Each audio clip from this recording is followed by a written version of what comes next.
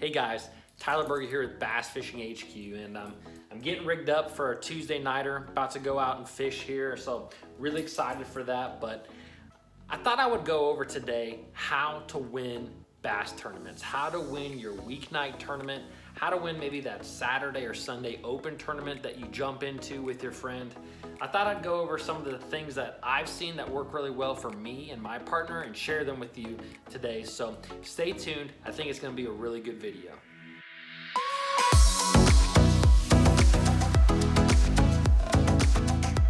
So before we get started with any more of the video, I want you to know that I'm not claiming to be an expert, right? I fish a lot of tournaments, and I'm not saying that I'm an expert. I don't win them all, right? But what I do is I track all my tournaments. So I've actually created over the last couple of years a Google sheet that basically in that I can input all kinds of information. So I put in a lot of general information about my tournament days, like water temperature and weather conditions. But I also put in what I weighed in, how many fish, what I weighed in. I put in the winning weight of that tournament. I put in a lot of things like what the big bass was, all kinds of information, including like notes of exactly how I caught the fish. And I put all this information into a sheet because I really think that that helps me to kind of stay focused, helps me to see kind of the correlations throughout the year. And the information that I have that I'm going to share with you guys is based upon basically the last 38 tournaments that I have fished over the last several years. So of those 38 tournaments, me and my partner, and I've had the same partner for all but I think one of those tournaments. But of the 38 tournaments, we've actually been able to cash a check in 71% of them. So 27 out of 38 of those tournaments, we've been able to cash a check. And this is typically the average number of boats that I have competed against is 32 boats. So just so you guys know, usually that's like top 5 or top 6 get a check. So anyways, 27 out of 38 of those tournaments, been able to cash a check. We've had 5 third place finishes. We've had 8 second place finishes. That's a heartbreaker. And we've had 6 first place finishes. So out of 38 tournaments, we won 6, 8 times second place, 5 times third place. So again, I'm no expert, and I want you guys to know that. Nobody is an expert. Every lake is a little bit different. Every bass fisherman is a little bit different. But the information that I'm gonna share with you has really worked for me and my partner, and I think that it helps us to cash checks a lot more in tournaments, and it's helped us to win a few. And we've been close on a lot, which really stink because there's been so many times where you just needed that one more little bit bigger fish. But anyways, this information I keep, again, on an Excel doc.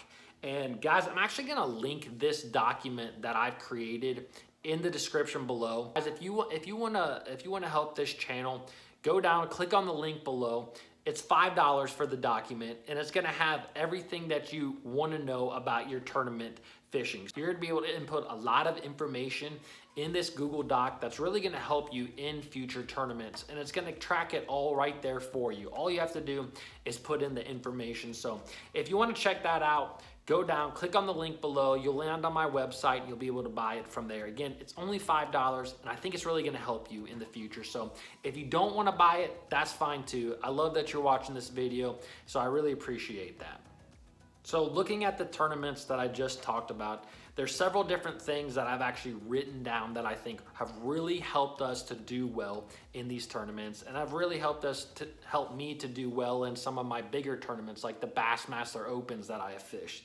Okay, and so the first thing that I want to say that's going to help you tournament fishing is don't crack your bass, right? Don't crack your bass. This is something that I hear all the time when it comes to tournament fishing. What happens a lot of times is you have a guy, maybe they go out there with their buddy on a Saturday or Sunday, and they absolutely crack the bass. Just out there fun fishing. They have a super fun time. They catch a lot of bass, and then they say, you know what, there's a tournament here tomorrow. Or, hey, dude, we should fish the Tuesday nighter here. So it's a Saturday, and all of a sudden they just crack these bass. They literally catch everything. Maybe they found a pattern, maybe they found a spot, but what I'm saying is they crack their bass, right? And then what happens? They come back during tournament time on a Sunday, or maybe it's a Tuesday night or a Thursday night or whatever it may be, and guess what? They don't catch them. Okay, and the reason that they didn't catch them, if not because they didn't move, is because they cracked them all. They spent that day cracking those bass, catching every one of them. And guys, it takes a couple of days for those fish to recover and want to eat again. So don't crack your bass. What I'm saying here is if you're out on a Saturday or Sunday and you're just having fun with a buddy and you start catching some big fish and a lot of them, you should, if you really want to fish that Tuesday nighter and see if you can win, don't catch them all. Like, you have to stop catching them. And I'm telling you, it's a hard thing to do. And I have to do it a lot when I'm practicing for like a Bassmaster Open. A lot of times I'll shake fish off, or I get bit in an area and I just leave because I know that area has life. So the first thing I want to say, don't crack them. If you think you're going to fish a tournament the next day or in a couple of days, don't catch every single bass that's there, because they're going to be sore mouthed. They're not going to want to bite. So don't forget about that. Don't crack your bass, okay? The second thing, and I think this is super, super important in bass fishing, is actually picking the partner that you're going to fish these tournaments with. Now, sometimes you have multiple different partners that you fish with, but if you're gonna have one or maybe two that you really fish with often, you know, for me, I fish with the same guy every Tuesday night. We also fish a lot of Saturday or Sunday tournaments together. And I think it's extremely important to have chemistry with that partner, okay? And what I mean by chemistry is that you guys can work really, really well together. And I think that that's extremely important. So whether that's during practice, maybe if you pre-fish for a tournament, you know, maybe one guy can attack the shallow fish and one guy can fish for deep fish. Or maybe it's during the tournament, one guy can fish something really fast and one guy can fish something really slow. But I think it's really important to have chemistry with the person in that aspect, but also just to have chemistry in that person, like in general. Like, it's good to be out there with one of your really good friends, someone that you really enjoy spending time with. It's gonna make that experience a lot more enjoyable. And it also opens the door for good constructive criticism, right? So like, if someone is out there and they're really catching bass, or maybe they're doing something wrong, you can say, dude, like, what are you doing, man? Like, just settle down and fish. Or that happens to like me all the time. Like, maybe I'm getting in a rush and I'm fishing too fast, or I'm fishing too slow. You know, my partner would be like, all right, dude, it's time to go, or whatever it may be. Have someone that you can be like that with. I think that that is super important for fishing, you know, buddy type tournaments, is have someone that you have good chemistry with. It's probably more important than even someone that is able to fish extremely, extremely well, right? Like, I would rather have someone I am really good friends with, I have really good chemistry with, over them being like the best fisherman around. Because now, if you find the best, if you find that together, if you have a really good friend who's a really good fisherman, that's kind of the setup I have. It really, really helps. It really, really helps, and you can really, really do well, because there's some nights when maybe you're catching fish a little bit better, or he's catching fish a little bit better, and you can kind of really lean on that. And that kind of goes into my second point, or I guess this is my third point, and that's let the hot hand fish, okay? That's kind of my way of saying it, right? And that's what we say a lot of times when we're fishing in my boat or my partner's boat. We say kind of let the hot hand fish. And what I mean by that is if one of either you or your buddy that you're fishing with, if one of you is just, for whatever reason, is kind of like hot, right? Like, you're catching them more than your other buddy, make sure you let that person fish. And this happens all the time, Like, for instance, there'll be times where, you know, my buddy that I fish with, he catches a bass, and when he flips it in the boat, I immediately grab that fish, I take the hook off, I throw the fish in the live well. That way he can get right back in there.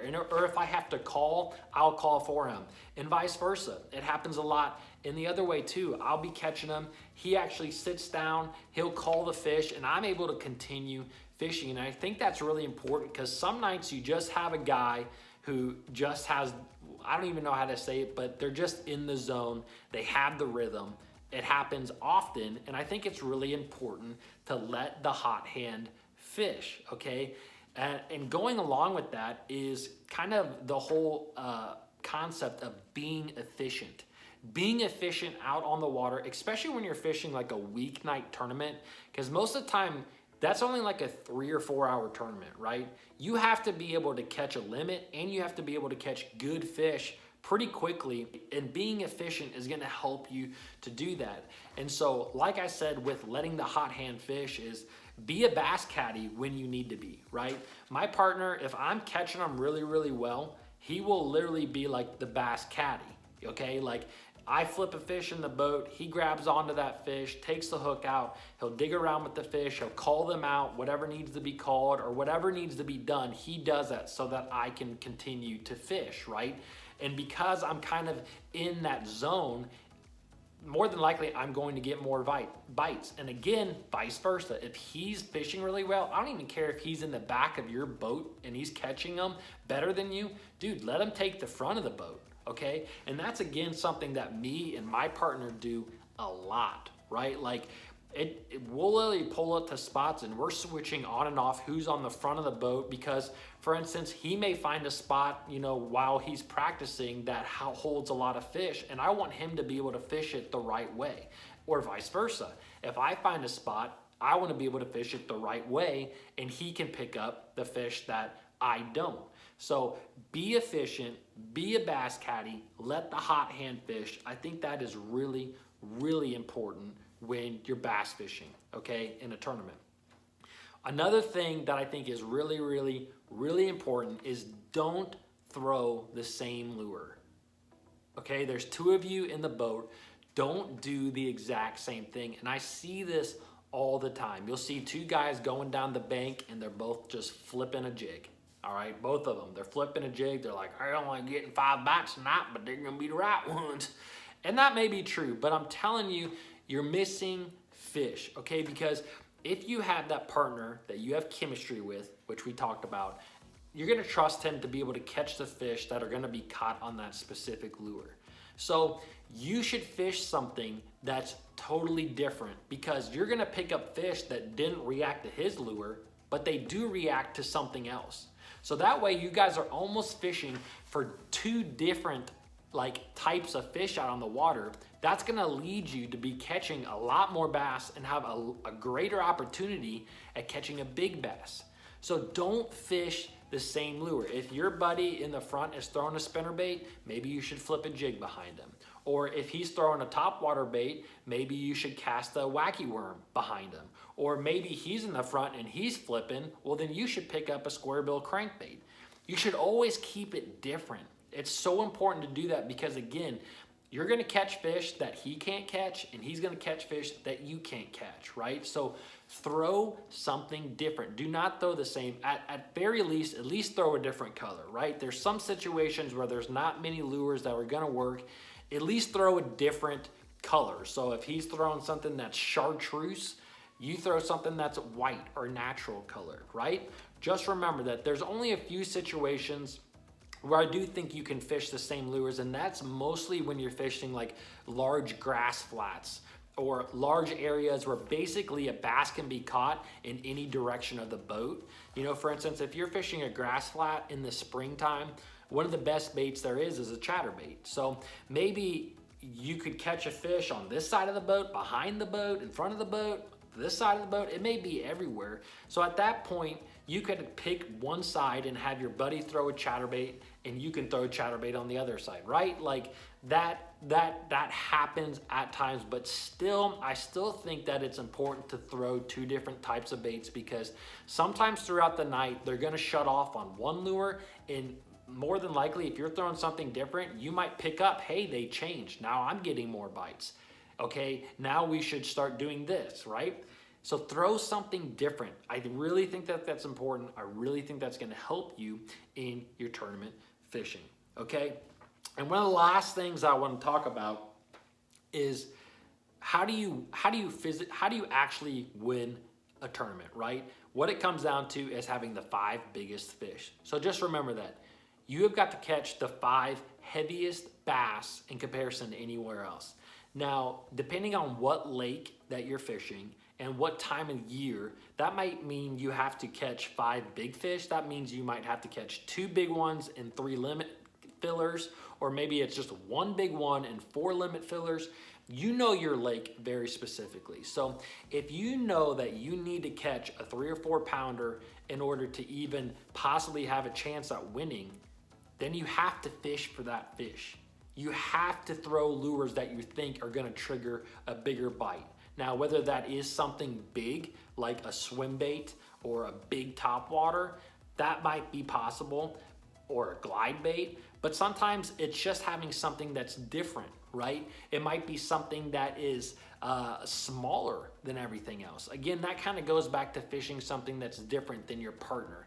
And I think that it's important to know that if your partner is catching a lot of fish and you're not worried about getting a limit, then you should really solely focus on catching a big fish, because big fish weigh more, right? It's logical sense. If you are going to catch more bass, if you're going to win tournaments, you got to catch bigger bass, okay? That's the bottom line. So make sure that during your Tuesday night or your Thursday nighter or your Saturday tournament, whatever it is that you're fishing, make sure you spend some time focusing on bigger bass, because you're gonna need to catch a few bigger bass in order to win, okay? And I don't know, I see it all the time that the guy who gets big bass also wins the tournament, right? That's something that I also keep in that Excel sheet. I keep a big bass, so I know that, hey, if we wanna get big bass, more than likely we're gonna have to catch a fish over 4 pounds, or we're gonna have to catch a fish over 3 pounds during this time of the year. All that's in the spreadsheet that I created. So again, if you guys want to support the channel and if you want that spreadsheet, click on the link in the description. You're going to be able to download that link. You're going to be able to download that sheet. I really think it's worth it, and it really helps me out, and it really, I think, can help you guys out. So I hope you enjoyed this video. I hope this is some helpful tips. I really think that if you focus on these things, you're gonna be able to start winning and cashing checks in more tournaments. So one last bonus thing I wanna talk about is pre-fishing for a tournament. I don't always pre-fish for small tournaments like Tuesday nighters, but if I'm out there on a Sunday, I always subconsciously think to myself that if I get around some fish, I wanna leave them, okay? That again, that kind of goes back to the point of not cracking your bass before the tournament starts, right?